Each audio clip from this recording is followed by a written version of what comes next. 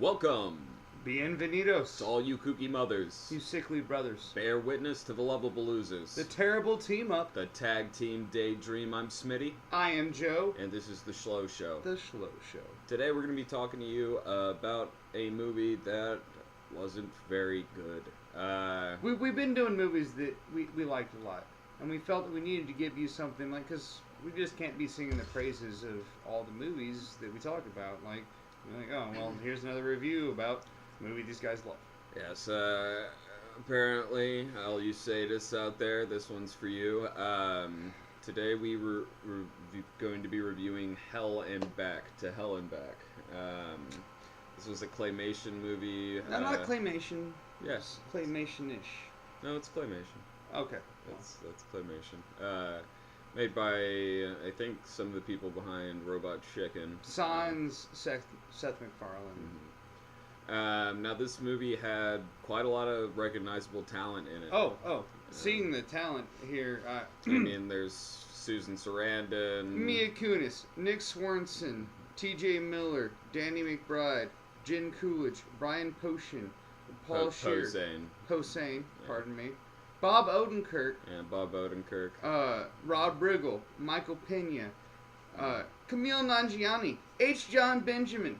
Yeah, there was quite a lot of people in this, and a lot of them we're pretty big fans of. I mean, Camille Nanjiani, great stand-up comic. Rob Riggle's usually funny in everything I see him in. Step Brothers, he was great. Nick Swanson. He was the only good part of Dead Rising. T.J. Miller. T.J. Miller. He was the bartender who's a friend. I mean, he was in Silicon Valley. Yeah, Silicon Valley. T.J. Miller was excellent in that. And, I'm not the biggest Nick Swartzen fan, but, he's been funny in certain things. Well, in Grandma's Boy, when he said, yeah, but it's a sweet bed, I was like, yeah, okay, I guess sort of funny. Oh, did I break it? I mean, in Reno 911, as... Oh, yeah, the skating as the guy. roller skating male prostitute, he was pretty funny. And Bob Odenkirk is... I love Bob Odenkirk. Odenkirk's done a lot of good stuff, but the thing about Better Call Saul, he's the... Bob Odenkirk's also done a lot of crap. He's just produced a lot of stuff in his day. But here's the thing. Usually when I take notes on a movie, I'm talking about all the stuff I like, blah, blah, blah. This is how much I got. The cast. That's it! That is it! The basic plot is, a Faustian bargain takes place to a degree. A guy makes a blood oath on a satanic book over a mint. They run a carnival, and the carnival's going down, and this is their idea to make a bet. And apparently, our protagonist, the guy we're supposed to be following, who is voiced by Nick Swartzen. Pro tip: Nick Swartzen is a supporting character at best in anything. You do not want the voice of Nick Swartzen to be the voice of a character you're supposed to empathize with. Like, switch it with H. John Benjamin. Or maybe the movie would have been better. T.J. Miller. Or me! Like, bad choice. But he is a man who, apparently over a mint, makes his friend swear a blood oath, cuts his friend's hand.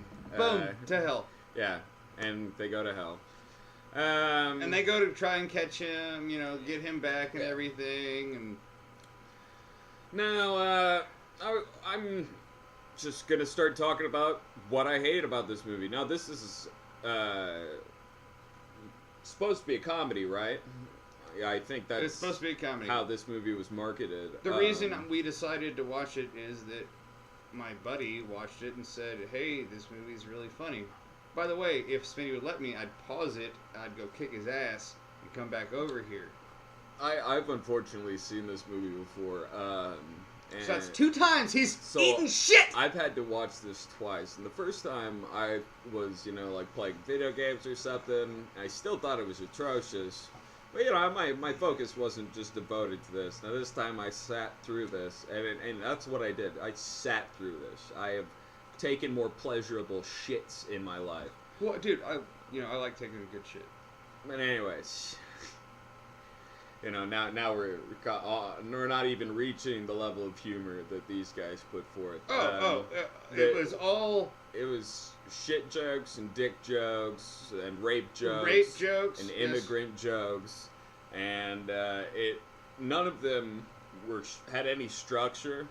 It was just kind of like, say somebody showed you a picture of a dump and was like, haha, this is funny, right? Look, it's shit. It's shit. Laugh at it. Laugh at it. No, that's funnier. That's the level of humor we're talking about. This movie failed to make me chuckle once, and we're talking about a movie that had all these people we just listed. I chuckled 3 times. Many of whom are stand-up comics, and you have to imagine they'd be reading this script at some point, and said to themselves, like, this isn't fucking funny. Like, no, I think that he put it best when we were watching it, and he said, I think they just sort of ad-libbed this whole movie. Yeah, and I think that's a possibility. I would not be surprised if this was just like Nick Swardson had bought a lot of cocaine and was like, yeah, let's do this voiceover in an hour. And the movie's longer than that, and still only in an hour. Yes, this movie I think was only like what, an hour and a half long. Oh no, it was like 3.5 hours, 4 hours. Yeah, it well, that's what it felt like. So goddamn long. They had tree rape. And, like, the only time tree rape has ever been okay in my book was during Evil Dead. And that wasn't even that was weird. That was the worst part of Evil Dead. This had a big old bit about it. They even had a fucking song about tree rape! At least the tree rape scene in Evil Dead lasts, like a minute max. The tree rape bit in this movie, which never once is humorous. It's at least 14 minutes of the movie were about tree rape. Actually, like, the joke itself, this running gag, lasts like a fucking hour. And like Joe said, there is a musical number devoted to this tree rape. Just totally tasteless. And I'm the kind of guy who's like, look, if you're tasteless, but it's in, like, I don't know, creative or humorous way, like, I might be able to forgive you. No, and I like tasteless. But the fact is, I'm fine with tasteless. When you're just patently offensive without any humor or substance, it just comes across as crass and dumb and juvenile. Plus, this means I can't be friends with my friend anymore. Every woman in this movie enters via stripper pole, pretty much. Even the angel, played by Susan Sarandon, and they make a joke about her being too old for this shit. Yeah, and she's an angel, like she. Susan Sarandon, yes, plays slutty angel in this movie, basically. And Mila Kunis plays a slutty half human, half demon. Yeah. And like, there's a scene where she's like, just taking panties out, like she's got a whole bunch of panties on, and the demons are jumping off trying to get the panties and they're like putting them on their heads and sniffing them. Like, for some reason, one of them puts salt on it and is like. I'm trying to imagine the audience that would enjoy this movie, and it would be an audience that could only exist if you provided like alcohol to 12-year-olds and sat them in a room, and I think that might work. Like, you might get a rise out of that audience. For me, maybe. Yeah, I don't even know. This movie, it's. The animation was cool. Yeah, and 20 minutes in, you're thinking to yourself, I don't know, maybe it just starts. Maybe it starts slow. Maybe this builds to something. Maybe this payoff is worth it.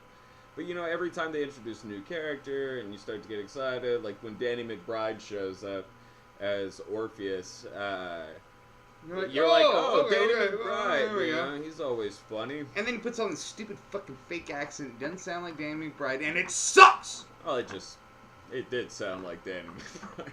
No, it didn't sound like him doing, like, his Danny McBride bit, which would have been funny. No, it sounded... Okay, agree to disagree, alright, Spin. Honestly, this movie, I kind of lost respect for a lot of people. Just being involved in it whatsoever. I mean, the fact that H. John Benjamin actually shows up towards the very tail end of the movie as the tree rapist. Yeah. No, he's not a tree rapist. Right. He's a tree that rapes. A raping Orpheus. tree. A raping tree. See, this Did we have to have this discussion about this? Yeah. Is a problem in itself with the movie. All in all, this is literally one of the unfunniest comedies I've ever seen. I would have had more fun watching fucking Sharknado 5 or whatever it is. Whatever they're on, whichever one. In fact, I think we're going to watch that afterwards just to cleanse this from our palate. At least they understand what a joke is, because this was fucking atrocious. Offensive, and they dumb, thought... unfunny. Okay, here's the thing. Sharknado, they know it's not good. They know it's not that funny. It's funny because of what they're doing. Well, we could talk about a manufactured B movie. This all day, movie thought it was like, you know what? We're gonna have a claymation movie with all these big people, and we're gonna make dick joke. Like, look, I love a good dick joke. I don't love a good rape joke.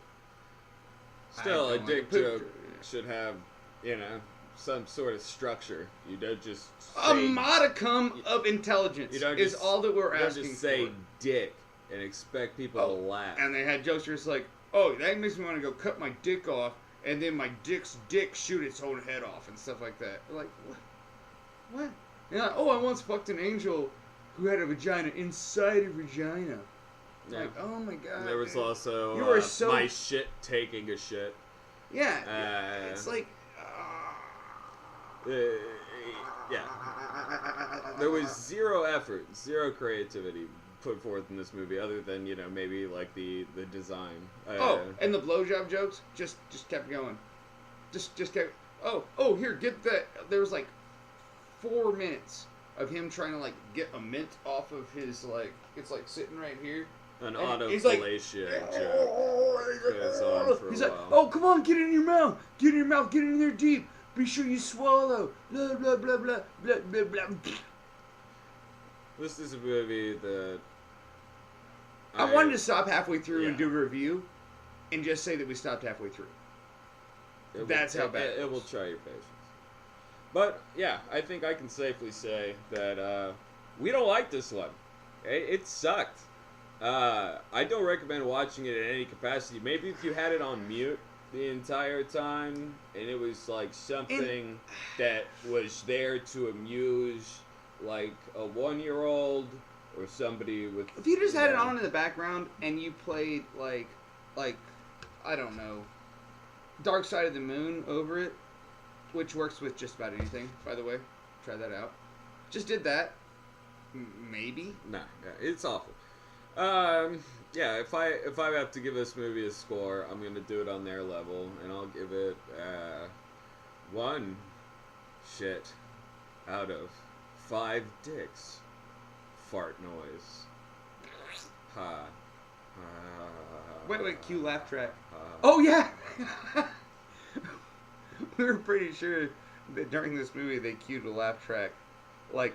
No, it was just one scene where all the demons, all the demons start laughing at jokes that they're making in the movie, and I'm just kind of like, yeah, wouldn't be surprised if they just run with this the rest of the movie, try to get a little bit of that sympathetic laughter. But okay, I'm gonna give this 1 blue ball out of 10.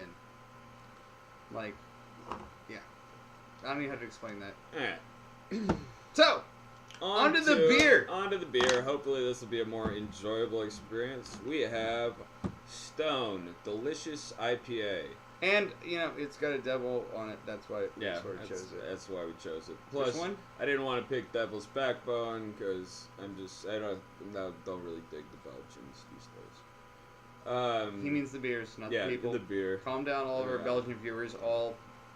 None of y'all. So this is a IPA apparently made with lemon drop and God damn it, an IPA? Hey, it's supposed to have more of like a fruity citrus kick, so maybe you'll like it. I will be reviewing Monster Light as usual. Shut up. I am not going to read the mission statement because this one's long. Oh, he's reading it. Okay. It'll be better than watching that fucking movie. Yeah. Hey, here's your content. This beer was fermented from barley, a grain containing gluten, and crafted to reduce gluten. Okay, I changed my mind. He's not going to read the mission statement. Okay, wait, now that was apparently just their gluten content thing. Whatever. Oh my god. The gluten content of this beer cannot be verified, and this beer may contain gluten. Which is the most half-assed, like... What the? Yeah, basically, if you have a gluten allergy, avoid Stone IPA. Oh, and next it goes on to say they're it may not contain sure. shellfish, Yeah. peanuts, and bee stings. Yeah. So be careful of all those things. From the beginning, Stone has been obsessed with the mission of providing people access to bold, high-quality craft beer. After all, great beer is for everyone, and anyone with good taste to recognize it. Not just a niche group like us uber beer geeks.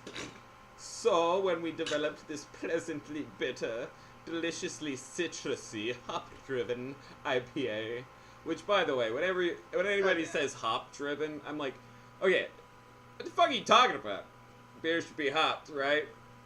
It's an IPA. Hop-driven? Hop-forward? When people say that shit, shut up. Sorry.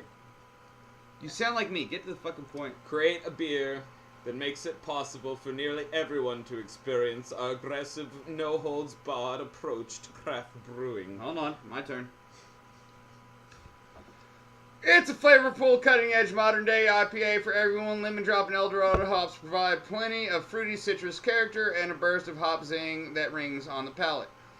We're proud to present it to those who already know us for our IPA prowess and those who so far have only heard the legends. Oh my god, this is going to be terrible. Yeah. Stone's usually pretty good.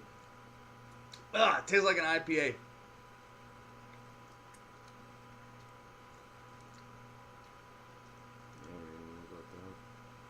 Well, it don't taste like Lone Star Light.